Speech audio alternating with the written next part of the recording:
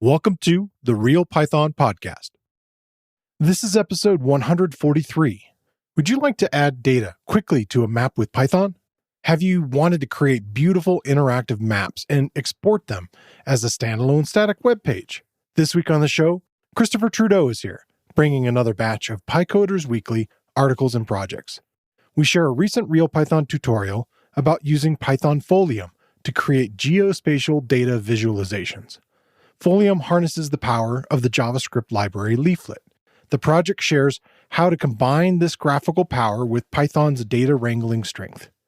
Christopher shares a recent Python Enhancement Proposal about the global interpreter lock in CPython. The PEP proposes a change to the build process that implements a flag for optionally building a GIL-less interpreter. We share several other articles and projects from the Python community, including a news update, a YAML document from hell, a set of logging practices to follow, a discussion about the discourse surrounding the recent Python packaging user survey, a modern Python UI library based on tkinter, and a lightweight toolkit for bounding boxes. The InfluxDB time series platform empowers developers and organizations to build real-time IoT, analytics, and cloud applications with time-stamped data. Learn more and start for free at influxdata.com. All right, let's get started.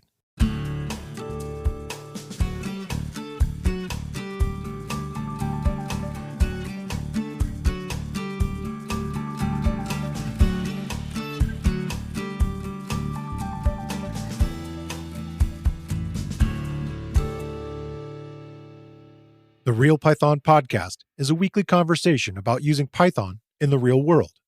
My name is Christopher Bailey, your host. Each week, we feature interviews with experts in the community and discussions about the topics, articles, and courses found at realpython.com. After the podcast, join us and learn real-world Python skills with a community of experts at realpython.com. Hey, Christopher, welcome back. Yeah, good to hear your voice. I'm excited to dive in this week. We got a lot of interesting things and a really in-depth discussion that's been all over the internet. And we're going to add our 2 cents. Yeah, exactly. And see what we can 2 add. cents is 4 cents. That's worth a lot. There you go. Yeah. So you did have one small news item, is that right? Yep, something that just popped up recently. There's a library that's been kicking around for a long time that has been sort of a go-to thing, which is Bleach. It's an HTML sanitizing library. I've used it a fair amount.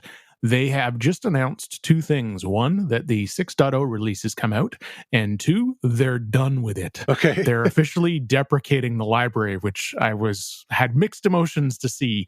It's dependent on HTML5 which is no longer maintained, and because Bleach is meant as a security library, they were very nervous about being based on something that wasn't maintained anymore.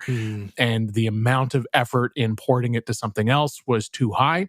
And so they've sort of said, okay, for the next year, you'll get bug fixes. And then after that, maybe you should use something else. Be an interesting conversation at some point as to what the alternatives are. Yeah. I think the de facto answer is don't allow your people to input HTML ever. Use something like Markdown instead, and then you don't have this problem, and it's far safer. So I think that's probably the right answer, but maybe somebody else will pick up the torch. So you have used this as a tool in some of your Django projects? Yeah, it's a common thing on the web. Like if you've got blogging, if anywhere where you can allow the user to input, they might put in, say, a JavaScript tag, and that can do horrible things if you just post it regularly on the site. So you want to clean the HTML. It's become like a lot of the tiny editor and those kinds of equivalents where you allow people to input structured text all support some sort of markdown now. So increasingly, the answer to the question is don't support anything that could break your site, and that fixes it. But yeah, I've used Bleach a fair amount over the years. Okay. That's good to hear that the communities of writers that I know are mostly comfortable with Markdown. And it was definitely an introduction to me when I joined Real Python that, our whole world is a Markdown of sorts, and getting used to it. Even we're using it for like generating slides and other things like that. So it's interesting to see that other people, contributors and stuff, would probably be comfortable with it too. Yeah. And I guess just seeing as we're talking about it, big thanks to Will Congreen and others who have been maintaining this library for the better part of a decade. So go work on the next interesting project. Cool. That gets us into our articles and tutorials this week. Mine is a real Python one. This is from core team member and previous guest, actual multiple time guest, Martin Broyce. It's almost a step-by-step. It really feels like very close to that, but it's a tutorial about a tool called Python Folium. Folium is using a tool that I had heard about several years before I got into Python for doing mapping called Leaflet, which is a very popular JavaScript library. And Folium ties it together with a nice Python API. Probably the greatest thing about it is once you've created this fairly short script of kind of creating and designing everything, what you output as a geographic visualization can be shared as a website. Just outputs an HTML file that can be interactive, and you can kind of control different components in it. So it really shows off Folium. In the process of it, you're going to walk through setting up your environment and pip installing and getting all that stuff going. And within 3 lines of a Python file, you've run it and it outputs that single HTML file, which then you can just open up in a browser and kind of see the results. The default map tiles for the library are all from OpenStreetMap. And what was nice is that has pluses and minuses to it. Sometimes you're going to want something that maybe looks different or has a different sort of styling. And so Martin takes you through a tool called Positron. There's this CartoDB and Stamen design group that has basically made nicer base maps that can be imported and used in it. He quickly adds geolocation stuff to it, and you can add the default zoom level, all these kinds of little commands pretty quickly with Folium through a few keyword arguments. You get to practice some of that. And then he uses a tool called GeoJSON to describe the map a little bit more, specifically for, and this purposes, you're going to look at it with political country boundaries that would then align to database information so you can kind of get your data. And he's, in the end, creating a choropleth map, which is basically, a colorful way of indicating levels. In this case, it's ecological footprint per capita information. And he talks about, binding that GeoJSON layer to generate it's a hard word to say, choropleth map, and you get to style it. One nice thing that you can do with this, since it is an HTML file, that you can work with this in Jupyter, and then you get even more of the interactivity of Jupyter. So he's provided files for that, provides the CSV data for working with this particular project, and that's coming from a Wikipedia article talking about, again, sort of the footprints ecologically that different countries have, and our 2 countries are not the best as far as our ecological footprints, but talks about reading that information, a little aside about finding the keys within GeoJSON data, which was a nice little aside that he had in there, and then kind of ends up just wrapping up doing much more data visualization types of stuff, things like controlling how many bins that you have and adjusting where the colors show. Sometimes you apply something and it isn't quite giving you the story that you're wanting to try to share, and so he does a little bit of adjustments there, doing custom data binning and adding the ability to control the layers. Just a nice tour of this tool to get you going with Folium, and I was just impressed with how kind of quick and breezy it was. If you're looking for like a nice tutorial to kind of get you going, and you thought about adding maps to your data visualizations, this is a nice library to do that. And again, you can download all the code, the CSV, and the Jupyter Notebook to play with interactively. They also added a quiz, which is nice that you can try out. And we've been trying to do more and more of that, especially with the Python basic stuff. We've been adding several quizzes, but also along the lines with newer libraries or other tutorials. You can check it out as you go. Have you done much data visualization stuff or played with mapping in that way? No, it's not a place I've entered into. I've worked with departments that did it and Yeah. sort of bow to the wizardry. I do know it's something as simple as what title are you going to put on that landmass is a tricky question sometimes. So Yeah. yeah, I'm happy to have stayed out of it. Yeah, the political boundaries was an interesting kind of wrinkle in this particular tutorial. Yeah, when I worked at a law firm in Hawaii, and there was a lot of that sort of geographic and other interesting data and that whole mapping area, and then also working in environmental science. So it was pretty common to look at what tools are available, and it's nice to see leaflets being embraced in this way and get into Python. What's your first article? The only thing I think Python developers like talking about more than how the transition from Python 2 to Python 3 caused famine, plague, and the dissolution of society as we know it Right. is how the GIL is the only thing standing in the way of us using Python as a programming language. Yeah. So, silliness aside, there have been many proposals and lots of work over the years to make Python faster and handle parallelism better. And the latest is PEP 703, which is titled Making the Global Interpreter Lock Optional in CPython. In case you're new to Python or have had the good fortune to avoid writing code in parallel, the global interpreter lock, known as the GIL to its friends and, well, I guess enemies, is a mechanism that prevents parallel code both accessing certain assets at the same time, which causes problems when you're coding in parallel. There's a single lock, hence the name global, throughout the interpreter, and its tendrils delve deep through the machinery, affecting extension packages written in C, for example. So there's been much talk over the years of a gilectomy. That's what the cool kids call about removing the GIL from CPython. Yes, this is such a debate. We have terminology around it. Slang. and in fact, one of the reasons the alternate interpreter PyPy was created was to make a GIL-less interpreter. The challenge to removing the GIL isn't so much just CPython, the interpreter itself. That would be self-contained, but it's the extensions. So as soon as you start to touch these things, you're going to impact how the C extensions work and whether or not the interpreter is backwardly compatible with those C extensions.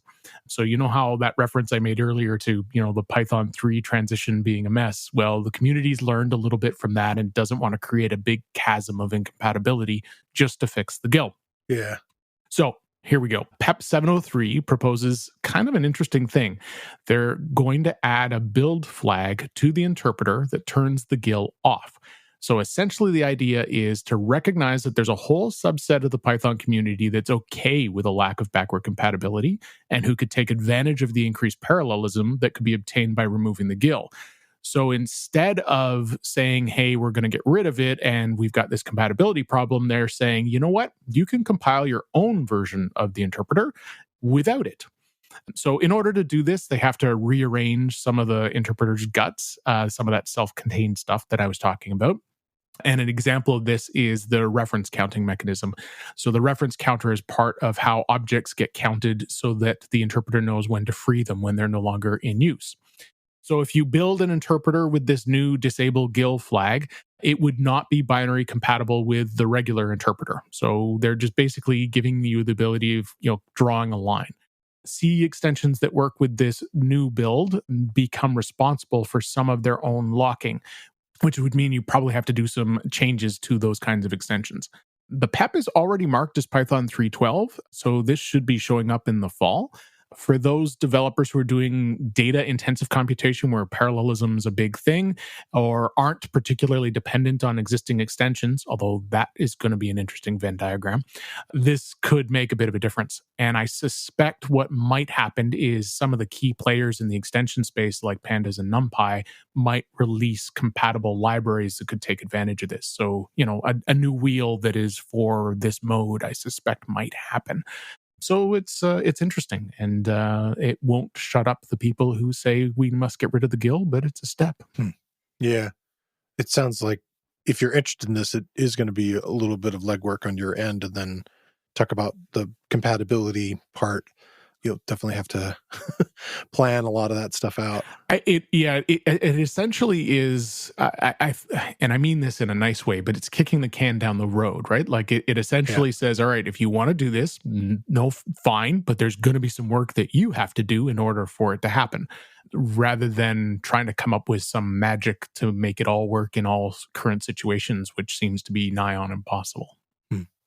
Yeah, it's interesting. There's been all these different proposals for this kind of thing, the sub-interpreters thing, which seems like it's still kind of, in the background there. Yeah, these are all connected, and in fact, there is even a like a prototype available attached to the PEP. Like this wasn't a hey, I've got an idea. This was a hey, we've got code we can commit. Right. So if you're interested in this space, go check the PEP out, and there's a whole bunch of connected documents that you can play with. Yeah, awesome.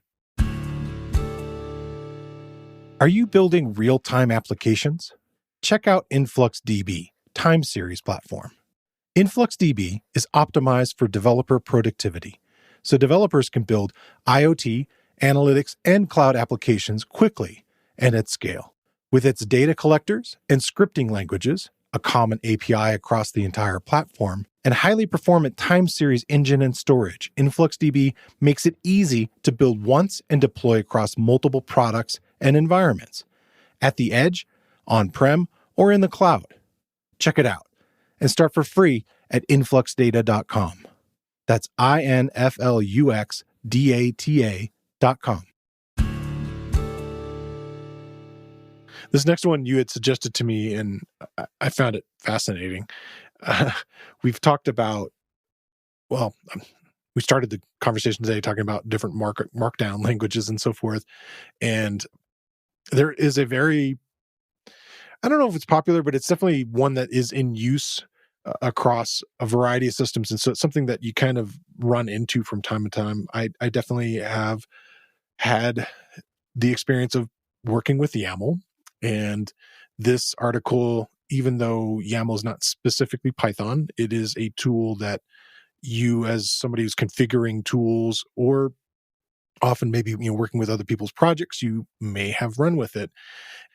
The title is the YAML, and YAML is spelled YAML, and it's the YAML document from hell. It's a blog post from Ruud van Asseldonk. It really kind of covers this interesting set of hazards and potential pitfalls, or as my co-host Chris likes to call them, foot guns of YAML.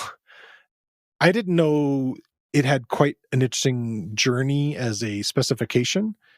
The article starts with this really kind of nice introduction into like, okay, it's really, really complex. And then it compares it with the JSON spec, which he links to a YouTube video where Douglas Crockford has claimed to discover JSON because it was so obvious and not have invented it, which is an interesting sort of video to watch. And I think a lot of us have used JSON and kind of understand the functionality of it. Its rules are very sort of strict. And I think maybe the one thing that's weird with YAML is it has a lot of kind of strange edge cases, and a lot of the ones that I'm going to talk about now, I think, have to do mostly with the concept that it doesn't require strings to have quotation marks around them, would solve quite a few of them.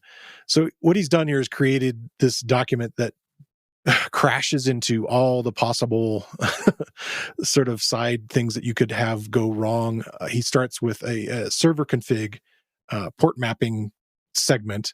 Its comment is expose only SSH and HTTP. And then what you learn from this particular example is that you might be setting up the ports for a container. The first port maybe is 22:22. What you end up seeing on the output of that in, say, something like, JSON or output of it, is that it's converted that first number to 1,342.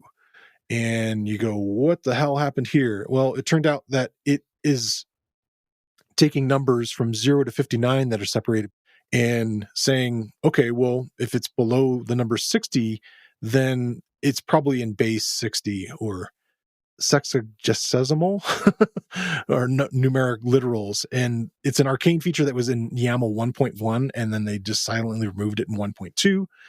And so you get this weird error suddenly, like, what the heck, where did that come from? Along with your normal ports of 8080 or 443, you get this weird conversion into it. So again, kind of an odd one there. Before you move on with that one, where that one gets really, really messy is a lot of YAML packages are built on a couple of common parsers. Okay. So you might not even realize that you're using 1.1 or 1.2 because you're using, the Python YAML library. And so you can get into a situation where the same file with two different parsers will give you two different results because the underlying library the parser's using is the old one that has the sexy decimal or whatever you said, and the new one doesn't. So it's not just that it's horrible, right? It's that it's variable depending on what your library dependencies are. So it gets really messy. Right. So like he mentions a couple that are involved with like Go and their YAML package, but there are a handful of different ways of reading YAML into Python, like PyYAML. And you're saying that one, okay, YAML 1.2 is more than 10 years old. And you'd think, okay, it should be widely supported, but I guess the version libyaml at the time of writing, which is used by PyYAML, still implements 1.1. Oh boy. Yeah, okay. So yeah, that could be really messy, and again, foot gun. Yeah.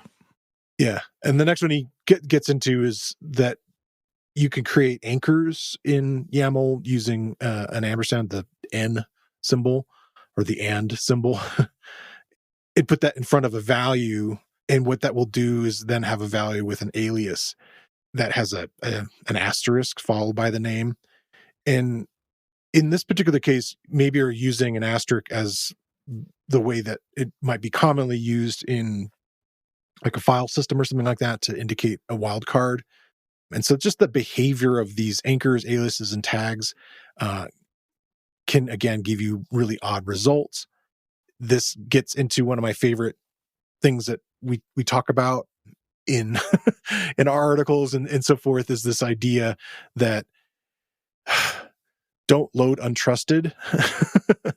And so this is yet another one, like, okay, yeah, don't load untrusted YAML documents because potentially they could be unsafe. And so like it's kind of again frustrating. And then again, that PyYAML fails to load the particular document because it doesn't know that this particular style of a tag. Probably one of the funniest one is one that is, I guess, infamous. It's called the Norway problem. And Norway would be abbreviated as NO in a list of like geographic regions like DK, FI, IS, and NO. What is really odd then is that gets translated to false. The literals off, no, and N in variety of capitalizations, but not any capitalization, are all false in YAML 1.1. So that means on, yes, and Y are true in that case also. So it's really kind of confusing that no would be translated to false. I'm not sure what other languages actually do that. I think it was meant, I think the original purpose was YAML was supposed to be more human readable and not just for developers. And so yes, no is sort of an obvious. And again, on, off, on has the same problem. I live in Ontario, which the 2-letter province code for that is ON. So heaven help you if there's an Ontario, Norway, because you're in trouble. Right. No. Yeah. Yeah, too crazy. Anyway, so it continues and gets into, non-string keys. So again, going back to our friends on or no or things like that, if that's potentially an abbreviation or something that, again, trying to be human readable would make sense as a value in that, is that it could be translated into Boolean, and then that may not work as a key.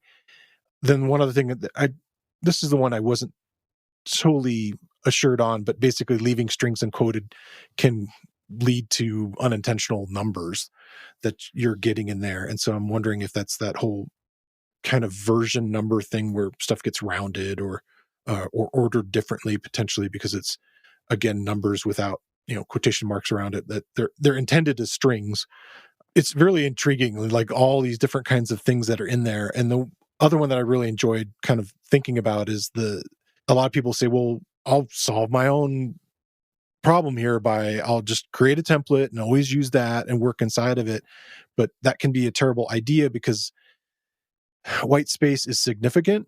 And so if you've laid out a template and you're maybe pasting values in or something, you may suddenly have adjusted your indentation and your white space, and suddenly you can't figure out what's going on as far as, what the errors are. So copying and pasting and templating could be a really terrible idea. And he had a nice meme that he tied to there, which is a video of three people trying to find a duck while blindfolded as like kind of a contest, and the duck's just sort of wandering in between them. And it's the idea of you trying to figure out, where does the white space start and end here for these different things. So then he gives some suggestions as far as alternative configuration formats. TOML, which we've talked about on the show a few times, and it is similar in many ways. Probably the biggest one is that strings are always quoted, and it is embraced by Python in kind of an interesting way. It's now even in the Python standard library. I'll include some links to a recent article by Gerarna about that.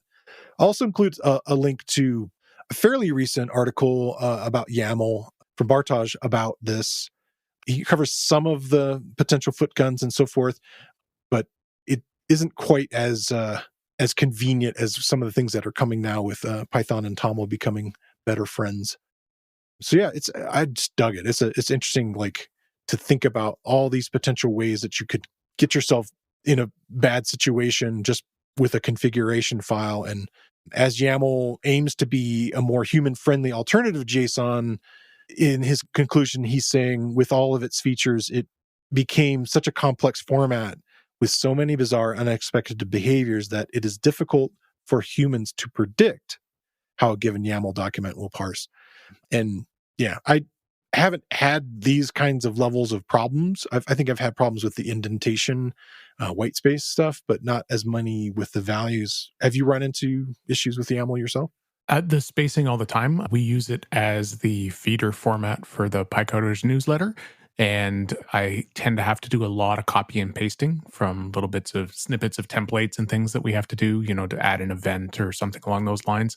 And I'd say, I don't know, once every week or two, I'm getting a failure on line 432. And it's like, what's wrong with that? Oh, wait, there's a space missing. Yeah. So. Yeah, it's kind of wild, all the other ones that there's been the document that they wrote is really intense as far as creating the specifications and, again, comparing it to something like the JSON spec. Yeah, if you've got a choice, I would suggest nowadays, if you're writing something new, use TOML, avoid YAML. Yeah. If you don't have a choice, well, then, good luck. Yeah, totally. What's your next one? So this one is general development advice article from Elron at Turgeman called Logging Practices I Follow. And as the title implies, this is advice about how to structure your logs. The first part poses a great question. Should you even log it? So Elron breaks that down into sub-questions. Is the thing you're logging a big object? If so, can you log only part of it? Maybe like its length or some of its attributes. Is the info logged elsewhere? Particularly in complex systems, you see them in microservices all the time where it's like the first service logs it and then the second service logs it and then the third service logs it. Wow. So, do you need that redundancy? And then the key question you can sort of ask yourself as you're writing the log statement is, does the info actually help me debug or understand what's happening, particularly in production? After covering whether to log, he goes on to talk about how to log. The advice section starts with be consistent, which is great advice. Most logging tools will let you set up some sort of template, and that can help you with things like starting the message with the module or service name, and then the function that's the name of the function or the method that the log statement's inside of. Okay. And so having that consistency can make it really much easier to find things. Yeah. Next piece he talks about is the logging level. Most log systems support error warning, info, and debug. I'm guilty of this one, either not using them enough or not using them right. I have a bad habit of just sort of sticking everything in debug and not really thinking about it. Yes, like me, my log files tend to be verbose. Yeah, have we met? Yes, and connected to that is the cost of logging.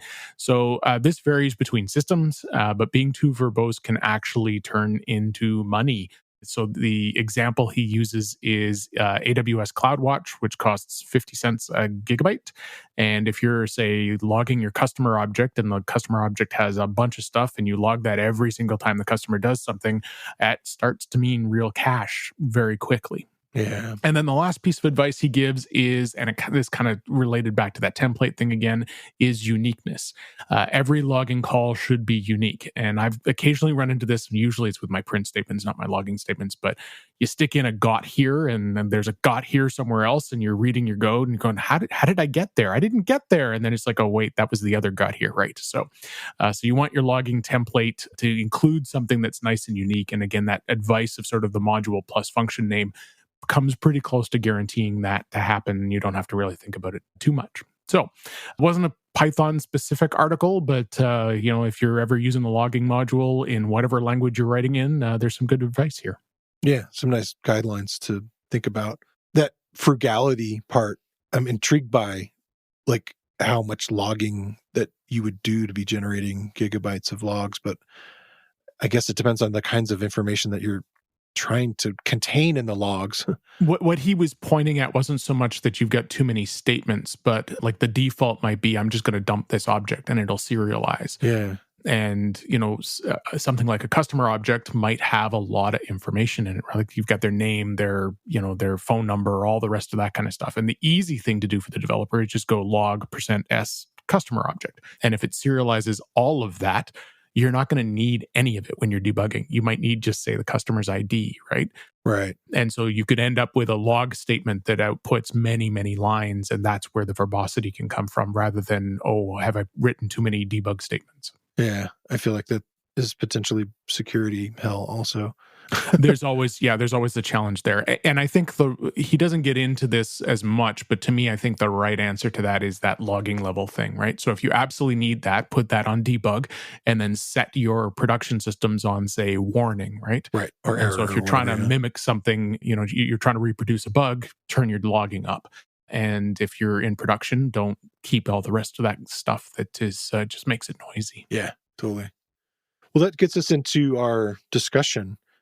It's very meta, our discussion of discussions of discussions. Yes. Yeah. Yeah. I have like 5 links. Yeah. I was going to go, mess. and there could be even more. It just kept quite the rabbit hole this week of stuff. It's trying to decide. It was nice that some of them had the summaries of like, this will take you 2 hours to read. I'm like, oh boy. Okay. I'm thinking I'm going to filter a little bit. Go make a coffee and then come back. Yes. Yeah. Yeah. So the discussion this week is all on, there's been a flurry of stuff going around in the Python community about packaging tools. And a lot of this has come out of the fact that there was a survey from the Python packaging community recently on how developers felt about the state of the packaging ecosystem. And so there have been multiple articles and multiple threads in response to that. And there have been threads for the articles and threads on the threads of the articles. So there is a certain amount of irony in the fact that one of the things that gets complained about, which we'll get into very shortly, is there's just too many of these things and we've got too much response. So buckle up. So what we're going to do is Mr. Bailey and I each have one of the 2 articles that we're going to cover, and we'll do a quick little overview, and then we'll start chatting about some of the vitriol that's been going back and forth in the discussion communities. Yeah. So I will start off, and this is a really long but very descriptive title and article. The title is How to Improve Python Packaging, or Why 14 Tools Are at Least 12 Too Many. Unfortunately, the article is by someone named Chris, so I'm going to refer to him by his last name, Warwick, just to keep it clean. Makes me feel a little bit like a gym teacher. Warwick, 3 more laps. Yeah. Anyway, Warwick, still doesn't feel right, has written a really in-depth article that includes a survey of the current state of the packaging ecosystem, comparison to how other languages do it, and then some thoughts on that packaging survey that I was just talking about. He starts out by giving a little bit of a history lesson, talking about the original disutils and setup Py. This evolved over time because requiring code execution for packaging is asking for trouble. And then, of course, we had the addition of virtual environments and all that, and then, say, wheels. So he talks about each one of these and how the new tools came about and, different meta files and all of those things that are. And then, of course, there's the sideways answer to these things like, okay, use conda instead. Right. The heart of the article, or at least my favorite part, is he's got this big, beautiful table in the middle that lists 14 different tools and the capabilities each provides. And some of these tools overlap with each other and some are standalone. So for example, if you're using conda, you're not going to be using pip because those things don't work together. And some of them are supersets. So like pipenv is meant to be a replacement for pip and venv. What really blew my mind, I honestly didn't know that much about the folks who built these things. So I'd always kind of had the assumption that the reason we have so many is because everybody's come along and said, I will fix that. And these were all independent things. What blew my mind was there's not as much independence as I thought. So a significant percentage of them come out of or are blessed by the Python Packaging Authority. 9 of the 14 are officially part of the authority. And so I always figured the reason we had so many was because there wasn't a recommended thing. Well, it turns out our recommender is producing a lot of the tools and making the confusion worse. And it kind of reminds me of that XKCD comic about standards. And if you haven't seen it, it's 3 panels. And the first panel is there are 14 competing standards. The number's a coincidence. Panel 2 is people standing there discussing how ridiculous this is and decide to come up with a new standard that is universal. And then panel 3 says we now have 15 competing standards. Yeah. And that's kind of the state we're in. So Warwick's article finishes up by summarizing the results from the packaging survey. The short version is most people agree that this is too complicated. And although that seems to be a given, nobody's in agreement as to what to do about that. A lot of the packaging thread that comes out of the authority, the conversation they were having was concentrating on things like some of the more complex stuff like binary management. And that's a tough problem. And it kind of goes back to that sort of backward compatibility and, kind of that similar to that GIL thing we were talking about, right? Like, what are you willing to break?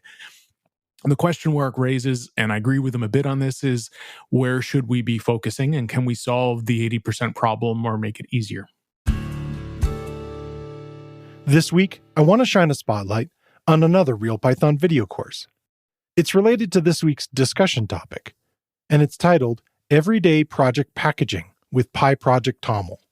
In this code conversation, you'll follow a chat between Ian Curry and Gerarna Hiela, demonstrating the relatively new, officially sanctioned way of setting up your Python projects using a PyProject Toml file and installing your package with pip.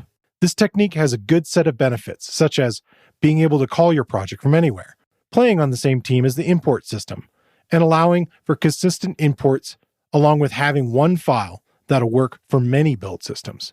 Along the way, you learn about structuring files and folders in your project, understanding different ways to run your script, exploring how the import system works, along with exploring the Python packaging world. You'll write a Python project Toml file to configure your package, and learn how to install that package with pip. You'll also dive into the various rabbit holes along the way as Ian and Gerarna talk about the aspects of the process. Real Python video courses are broken into easily consumable sections, and where needed, include code examples for the techniques shown. All lessons have a transcript, including closed captions. Check out the video course. You can find a link in the show notes, or you can find it using the enhanced search tool on realpython.com. How about your guy? What'd he say? This one is from Pradyan Gadam, and it's titled Thoughts on the Python Packaging Ecosystem. It's a response to a discussion topic that was spawned out of the original packaging survey. I'll include a link to the Python packaging user survey. That survey was conducted September through October of 2022, and then the analysis was put out in like November. The conversations that's when it all sort of started. And I'll have also a thread to the discussion on it, which is interesting. And a lot of players that we are familiar with that have been guests on the show have been talking about some of the stuff. So it's kind of interesting to see in the frequent posters list a handful of different people that kind of talk about this.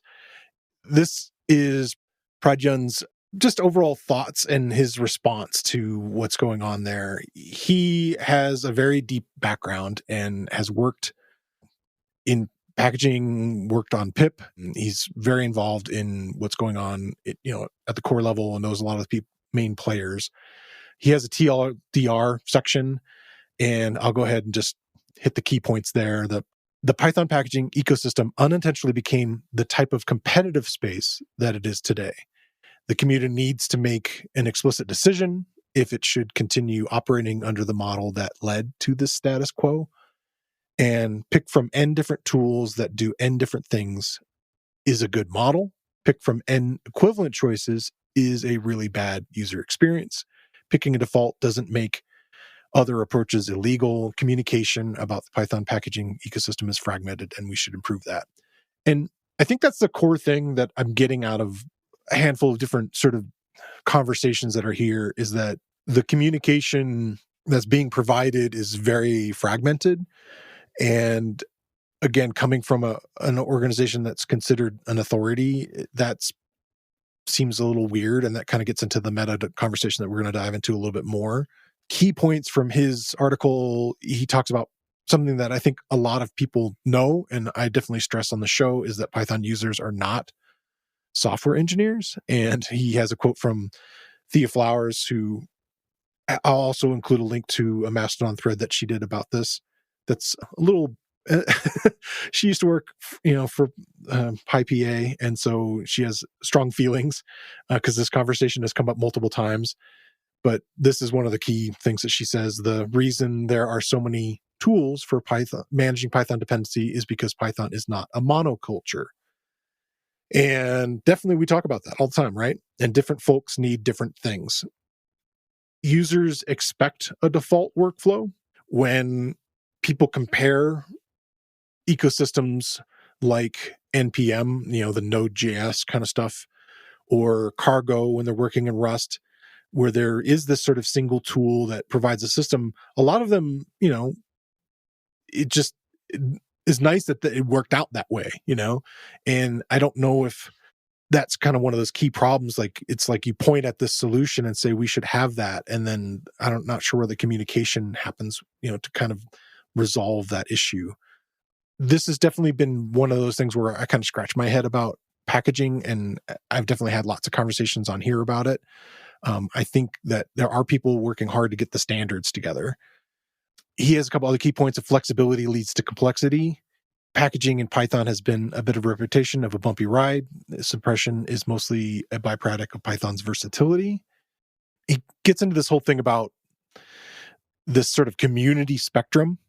The competitive spectrum describes like community as being caring, which is where members are motivated by helping each other. They could be collaborative, which is members share goals and help each other to achieve them. Cordial, members have their own goals, which do not conflict with each other. Competitive, members share the same goals and compete against each other to achieve them. And combative, members must achieve their goals by preventing others to do that. So that's kind of where we're at, is sort of in that competitive area, unfortunately. And that's why there's so many of these people, trying to accomplish the same goal. So again, these are lots of these little sections in here kind of getting into it. He talks about, again, the key point that you mentioned there of Conda as a different solution, Poetry, PDM, Hatch, PyFlow, etc. These tools are firmly in the competitive model. They're competing for users. They're competing to be the best solution to the workflow problem. They're arguably even competing for contributors. So in a lot of ways, the tool that I think most Python users all have used is pip. And it's kind of uniquely positioned in the packaging ecosystem. It's the one that kind of comes with everything. And anybody installing and working with Python most likely has used pip.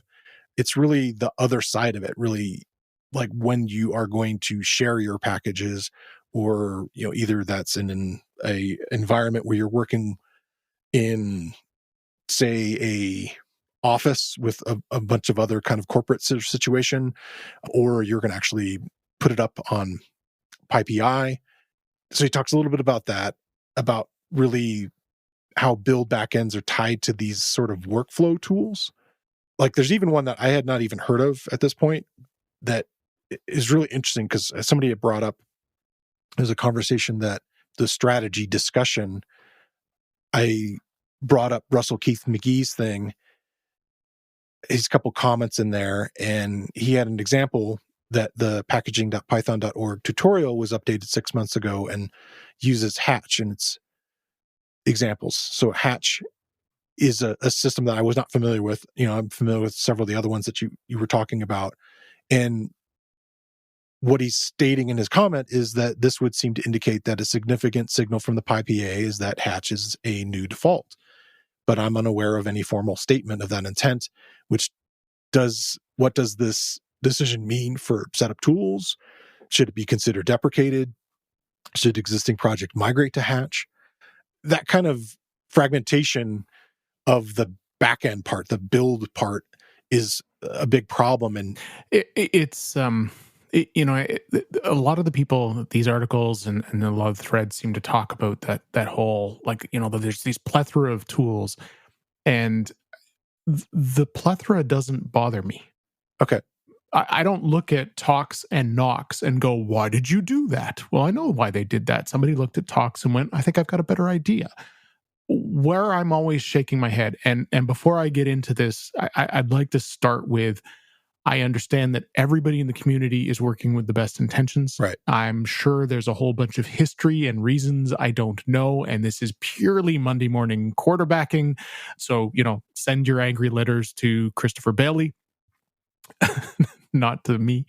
But I look at, we added setup.cfg, and it was supposed to solve certain kinds of problems so we could get rid of setup.py. We added pyprojects.toml, which, as far as I can tell, could have all of setup CFG inside of it, but except the tools don't do that yet. And I don't know whether that's because we're in the middle of a transition, or whether because somebody thinks those things should be in two different files. I don't know. We have Twine.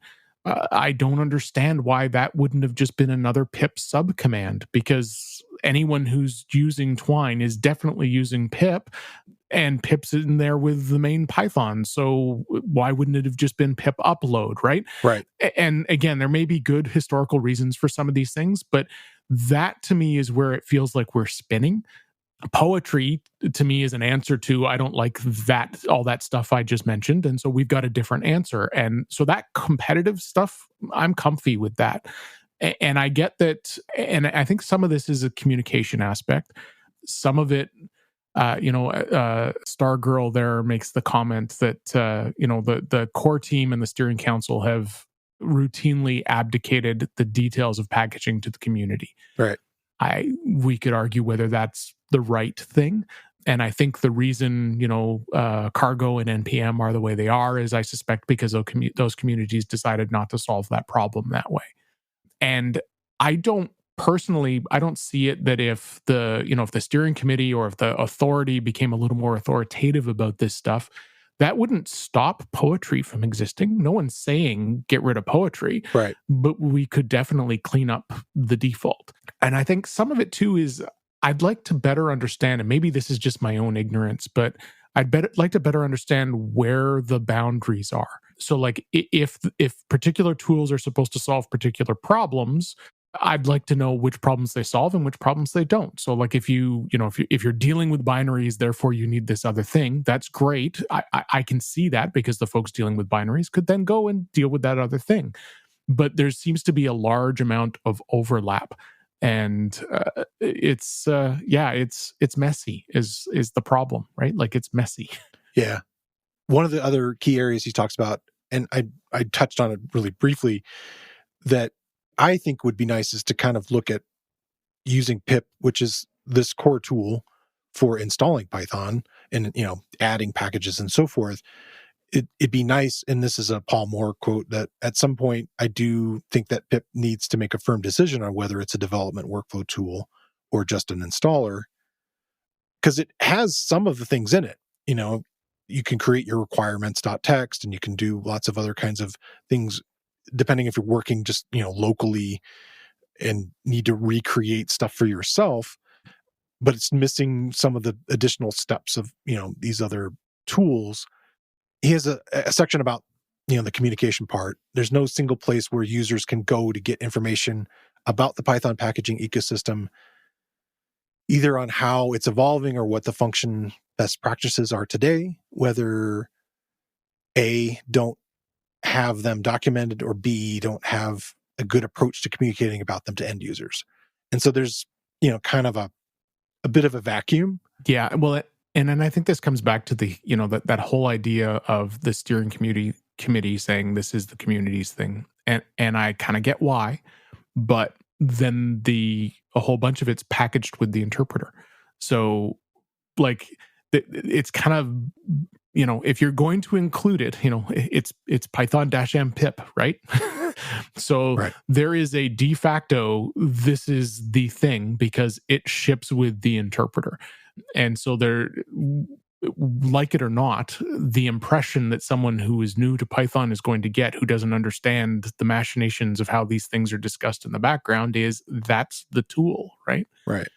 And similarly, right? So Warwick's article mentions PEP 582, which is being included in Python 3.12.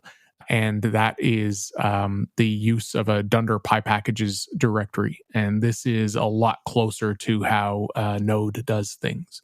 And it will not completely eliminate the need for virtual environments, but it does address some of those problems. So again, I think some of it is we're having these conversations midway through a transition that's happening inside of Python. And so I think some of it maybe it's bumpy because it's in progress. And again, this is where communication could help, right? Like if there were a roadmap somewhere, and some of the conversations were, we're going to try and do these things and this is the goal, then maybe people would be comfortable being, patient with it.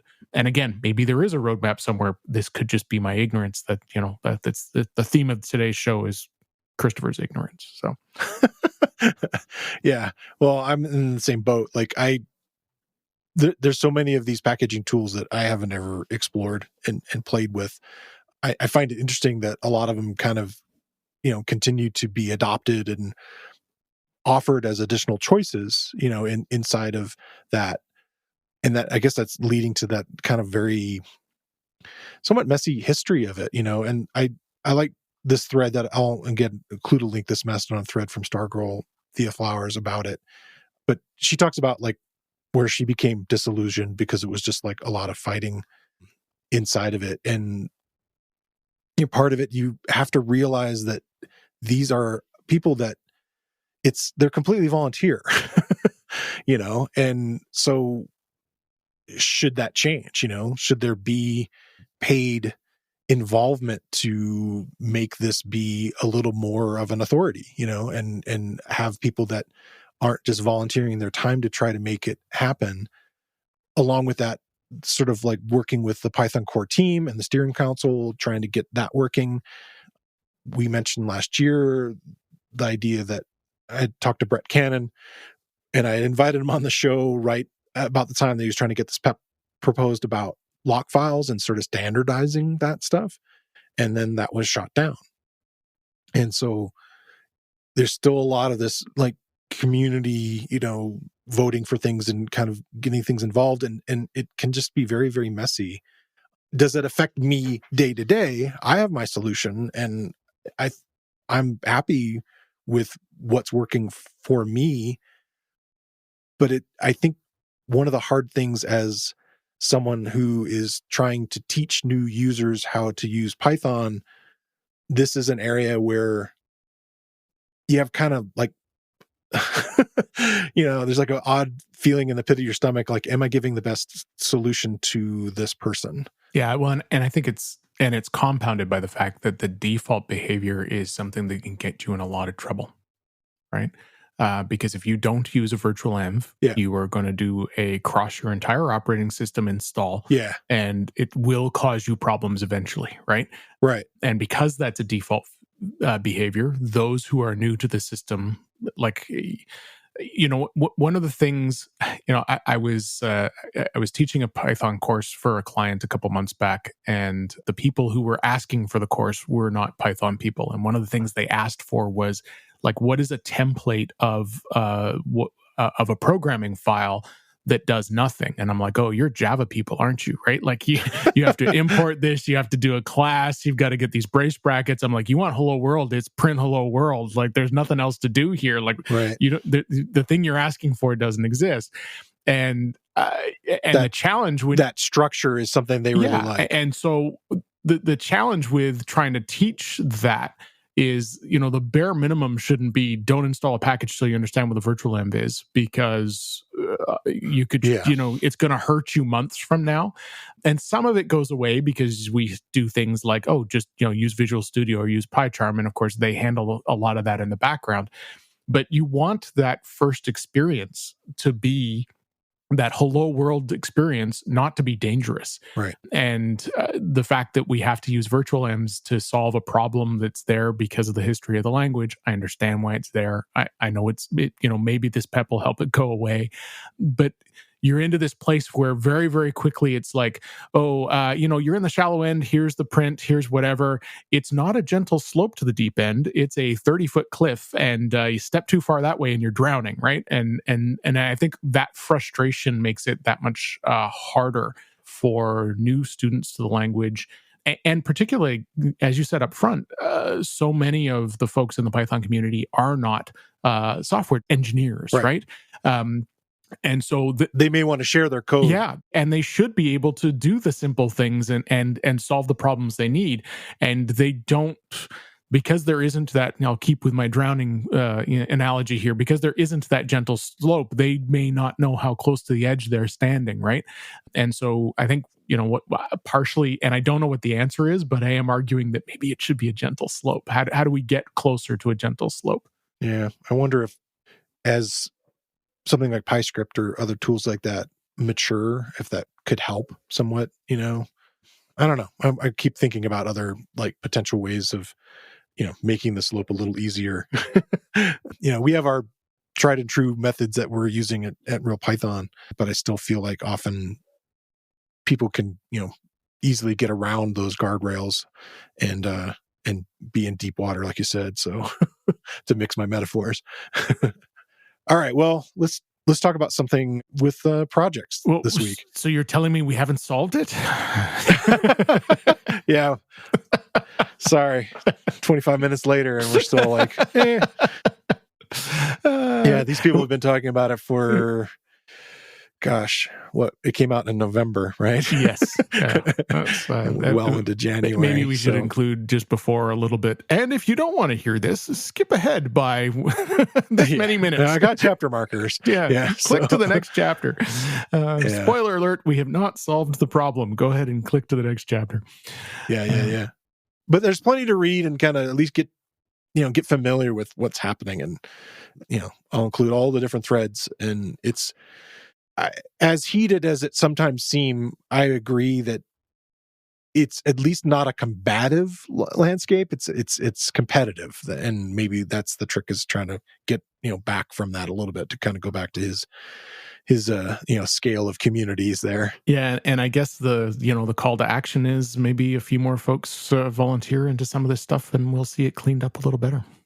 Yeah, or somebody provides funding in a way to help us kind of move that direction. So, well, my project this week builds on an existing UI library that comes with Python, depending on your installation.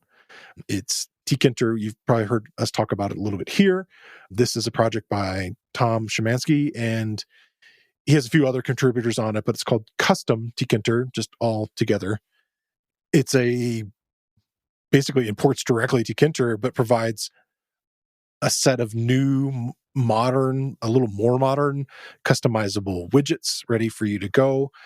It adapts to system appearance, meaning that if you have light and dark modes, that's something part of your OS, like in Mac OS or in Windows 11. It also supports high DPI, which is actually one of my favorite things about it. I've worked with a few other libraries where that was like a little bit of a chore to kind of work around, like, okay, well, how do I get the fonts in and so forth? This seems to have the scaling ready to go in it. It allows you to have buttons with images, which is kind of a nice little thing that I kind of dig as far as like getting buttons to look a little more interesting. It can integrate, going back to maps, it can integrate with tkinter map view. If you have, played around a little bit with tkinter, I feel like this is a nice little add-on that can just pretty quickly get you ready to go building up on top of it.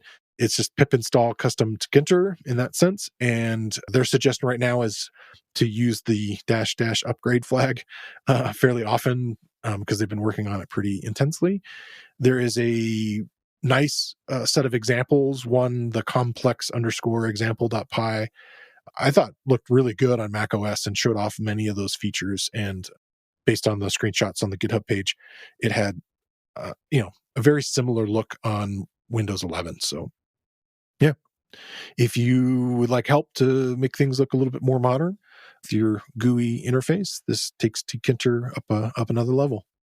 So, what's your project this week, Christopher? So we're going to close out with a project called PyBoxes.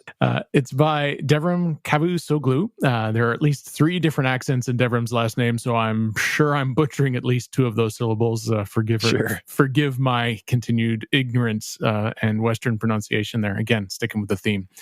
So if you've ever played with any graphic toolkits, you may have noticed that something as simple as drawing a rectangle isn't always simple. Different toolkits use different coordinate systems, so the location of 0, 0 is not always the same. And if that's not bad enough, you can specify a rectangle either by using 2 coordinates or by a coordinate and a width and a height. So that's where PyBoxes comes in. It's a library that helps you translate between these different systems. The names of the systems he's used in the library are based on some other libraries that use those coordinate systems. A couple of them I hadn't heard of, but there's things like Albumentations 51 and Cocoa, and essentially it's just how those systems work. In addition to doing conversion between the formats, the library also supports common bounding box operations like union and area intersections and all that kind of good stuff.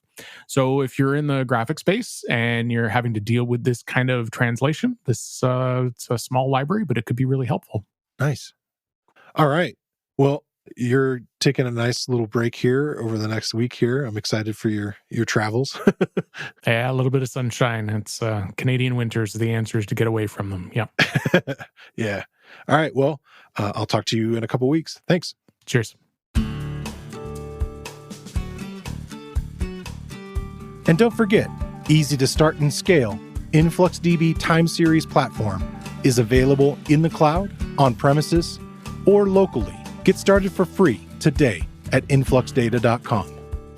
I want to thank Christopher Trudeau for coming on the show again this week. And I want to thank you for listening to the Real Python podcast. Make sure that you click that follow button in your podcast player. And if you see a subscribe button somewhere, remember that the Real Python podcast is free. If you like the show, please leave us a review. You can find show notes with links to all the topics we spoke about inside your podcast player or at realpython.com/podcast. And while you're there, you can leave us a question or a topic idea. I've been your host, Christopher Bailey, and I look forward to talking to you soon.